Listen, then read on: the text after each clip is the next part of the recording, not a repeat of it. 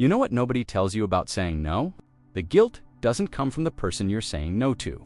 It comes from something way darker inside your own head. And until you understand what that is, you'll keep saying yes to things that drain you. Think about the last time someone asked you for a favor.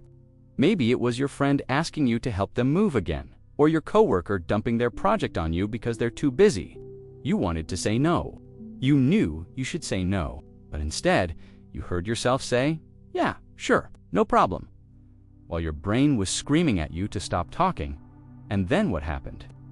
You spent the next 3 days feeling angry at yourself. Angry at them, wondering why you can't just say 2 simple letters, "No." Here's the thing that makes this so painful. It's not just about being too nice. It goes way deeper than that. You'd rather cancel your own plans than tell someone you can't help them. You'd rather work through lunch than say you need a break. You'd rather answer work emails at midnight than set a boundary about your time. And the worst part, you know you're doing it. You can literally feel yourself shrinking every time. You agree to something you don't want to do, but saying no feels like you're being selfish. It feels like you're letting people down, like you're a bad friend, a bad employee, a bad person. So you keep saying yes, and every yes takes a little piece of you with it. Let me paint you a picture. Your phone buzzes. It's your friend asking if you can watch their dog this weekend. You already have plans.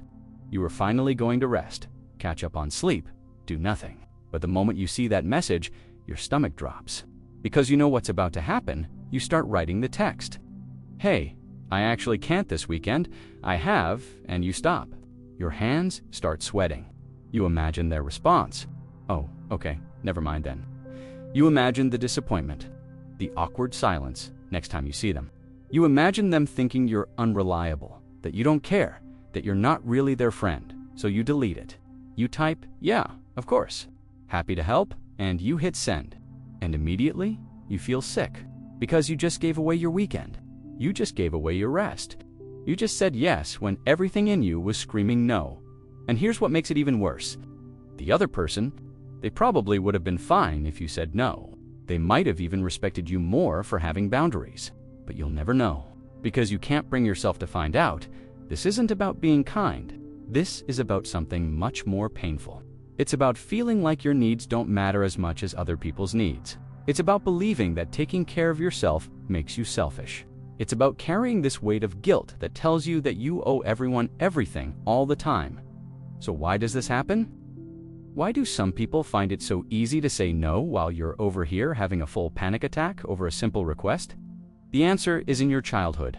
And I know that sounds like therapy talk, but stay with me because this is important. When you were a kid, you learned that your value came from being helpful. Maybe your parents praised you when you were good and quiet and didn't cause problems. Maybe you got attention only when you were taking care of others or making them happy. Maybe you were punished or ignored when you expressed your own needs, so your brain made a connection. Love equals being useful. Being wanted equals saying yes. And saying no meant you were difficult, selfish, too much, not enough. Psychologists call this people-pleasing behavior, and it's rooted in something called conditional self-worth. Basically, you learned that you're only valuable when you're meeting other people's expectations. Your worth became tied to your usefulness. And here's the cruel part. This pattern doesn't go away when you grow up. It just gets stronger. Because every time you say yes when you mean no, you're reinforcing that belief. You're telling your brain, "See, my needs don't matter. Other people's needs matter more." There's also something else happening here. It's called the disease to please, and it's connected to anxiety. When you imagine saying no to someone, your brain treats it like a threat. It triggers your fight or flight response. You get that rush of panic, that feeling of danger, because your brain genuinely believes that this person will reject you if you don't comply. Studies show that people who struggle with boundaries often have an overactive amygdala. That's the part of your brain that processes fear and threat. So when you're faced with disappointing someone, your brain reacts the same way it would if you were facing actual danger. No wonder it feels so hard. And there's one more layer to this. Guilt. That heavy, sinking feeling you get when you even think about saying no. That guilt isn't rational. It's not based on reality.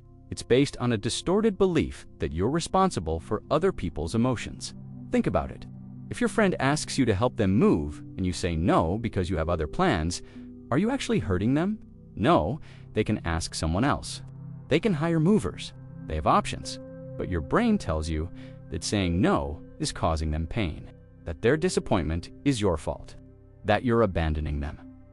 This is called over-responsibility, and it's exhausting because you're carrying the weight of everyone else's feelings on your shoulders. You're trying to manage their emotions, anticipate their needs, prevent their disappointment. And it's impossible because you can't control how other people feel.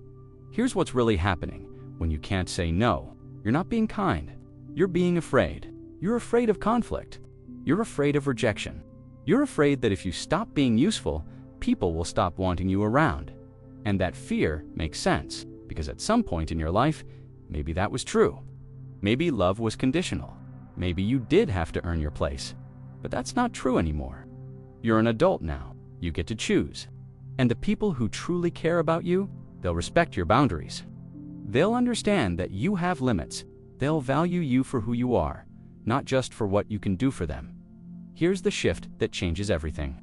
And this is the part that most people miss. Saying no isn't mean. Setting a boundary isn't selfish. Taking care of yourself isn't wrong.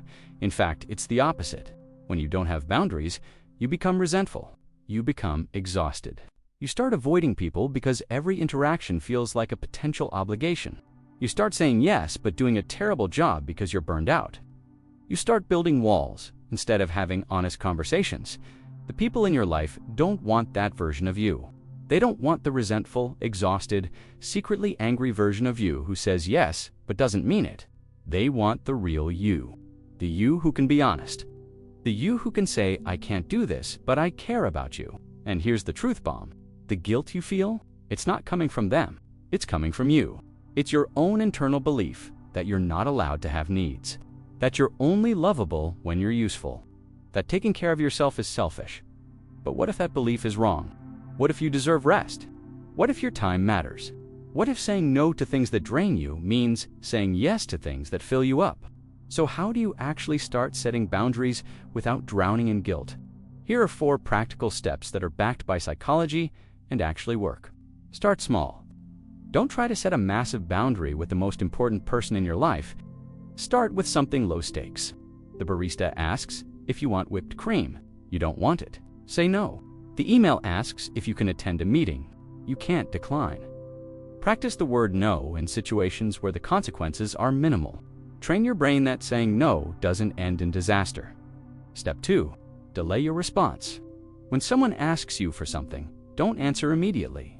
Say, let me check my schedule and get back to you, or I need to think about that. This gives you time to check in with yourself. To ask, do I actually want to do this? Or am I just afraid of saying no? Most people pleasers say yes in the moment because they're trying to avoid the discomfort. Give yourself space to make a real decision. Step 3. Reframe the guilt. When you feel guilty for setting a boundary, ask yourself this question. Am I actually doing something wrong? Or am I just doing something different? Because guilt is supposed to tell you when you've violated your values. But if your value is taking care of yourself and respecting your own limits, then setting a boundary aligns with your values. The guilt is just an old pattern. It's not the truth. Step 4. Practice saying no with compassion. You don't have to be harsh. You don't have to justify or over-explain. You can say, I can't help you move, but I hope you find someone. Or, I'm not available this weekend, but I'd love to catch up next week. You can care about someone and still say no to them. Those 2 things can exist at the same time, and here's what's going to happen. The first few times you set a boundary, it's going to feel awful. Your brain is going to scream at you that you're doing something wrong. You're going to want to take it back. You're going to want to apologize and say yes after all. Don't sit with the discomfort.